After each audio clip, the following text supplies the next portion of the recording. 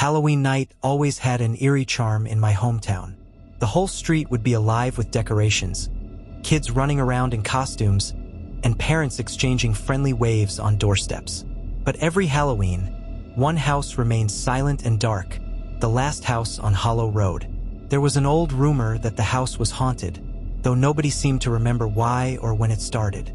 The place looked ancient, with ivy creeping over its crumbling bricks and cracked windows that seemed to watch you.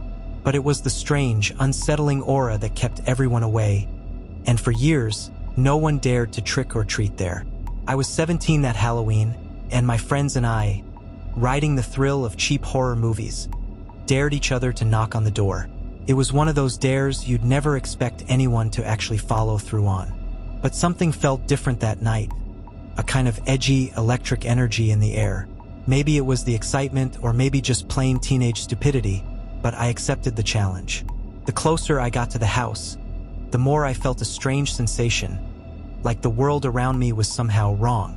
It was the stillness that did it, like sound itself refused to exist near the house.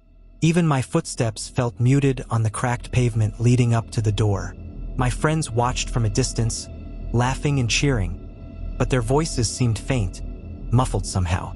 As I reached the door, I paused, feeling a chill crawl down my spine. Just as I was about to knock, I heard it, a whisper from the other side of the door. It was faint, almost a hiss, but the words were clear. "Come in."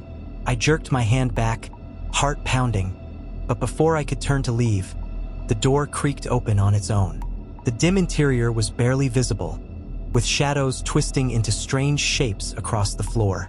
I told myself it was just some Halloween prank, maybe some old guy trying to scare off curious kids.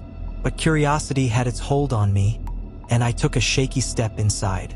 The smell hit me first, like mold and something else, something coppery, like old blood. I could barely see anything beyond a few feet, and the house was dead silent. I was just about to turn around when I felt it, a light tap on my shoulder. My breath hitched, and I spun around, expecting to see one of my friends playing a prank.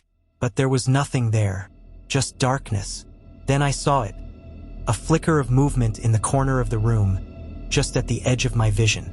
I couldn't make out any details, just a dark figure standing there, motionless, watching me.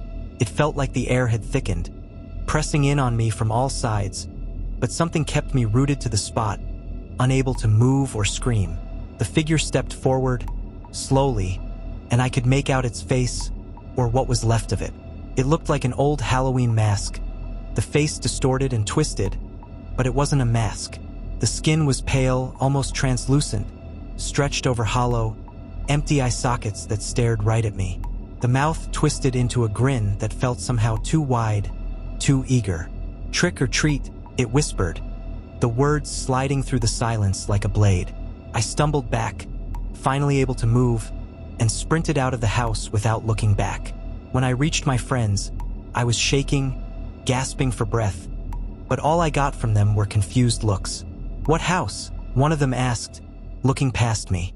I turned to look, and that's when I realized there was no house.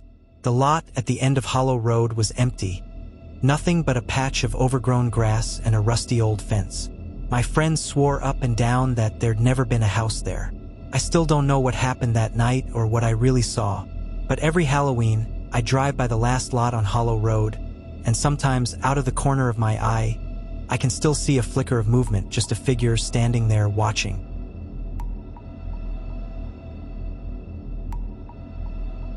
It was Halloween night, and I had one simple plan. Scare the neighborhood kids just enough to make them laugh, give out candy, and call it a night. My porch was decked out with cobwebs, a plastic skeleton hanging from the door, and eerie music playing low in the background. I loved Halloween, but mostly for the fun of watching kids try to act brave when, really, they were just one well-timed boo away from dropping their candy bags. It was around 11:30 p.m. when the doorbell rang. Odd, I thought, considering trick-or-treating had slowed down hours ago, and all the lights in the neighborhood were out. I shrugged it off, figuring it was one last daring teen. As I opened the door, I was greeted by a kid in a tattered, old-fashioned costume, a burlap sack tied over their head, with uneven eye holes crudely cut out. No adults were in sight. The kid didn't speak or move. They just stood there, holding an empty bag out toward me. Something about their stillness made the hair on my arms prickle. "Pretty late, huh? You're lucky I still have some candy left," I said, trying to ignore the unsettling quiet. I tossed a handful of candy into their bag, and then they lifted their heads slowly to look right at me. Through those uneven holes, I swear I could see nothing, just hollow, dark spaces. "Happy Halloween," I said, swallowing the weird feeling building in my stomach. But they didn't move. They just stood there, head tilted slightly, watching me.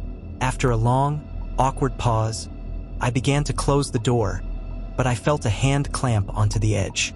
It was them. Their grip was freezing cold, too cold for a kid in a costume. I pulled the door hard, managing to close it and lock it, my heart racing. I backed away from the door, breathing hard, trying to rationalize it. Maybe it was some kind of Halloween prank? But something felt wrong. The air was heavy, and my house, which usually felt warm and comforting, now felt hostile. Then I heard footsteps, inside, just down the hall. I froze, dread pooling in my stomach. I knew I had locked the doors behind me. No one else was here. My heart pounded as I reached for my phone, but it was dead drained, though it had been charging all day. Slowly, I backed into the kitchen, feeling for something to defend myself. The lights flickered, then went out, plunging me into darkness. That's when I heard it. A soft scraping sound, like nails dragging along the wall, growing closer. And then, the voice, faint, childlike, and whispering my name. I clutched a kitchen knife, my hands shaking. "Who's there?" I shouted, forcing my voice to sound braver than I felt. Silence.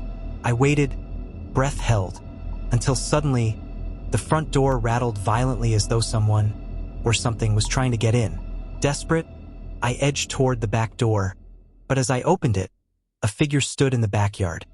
A small, childlike shape with a burlap sack over their head, watching me. No one could move that fast. No one. I turned to run upstairs, slamming the door behind me, locking myself in my bedroom. The rattling stopped, replaced by soft footsteps that padded slowly up the stairs. I pressed my ear to the door, hearing that same whisper. My name, getting louder and closer until it was just outside. Then the handle turned slowly.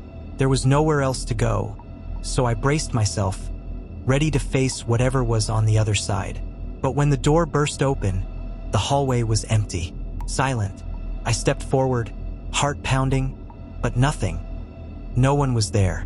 I let out a shaky breath, almost laughing at myself for getting so worked up.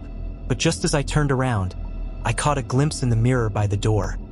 A burlap sack, staring back at me with hollow, empty eyes. My blood ran cold as I realized that the figure wasn't behind me. It was me.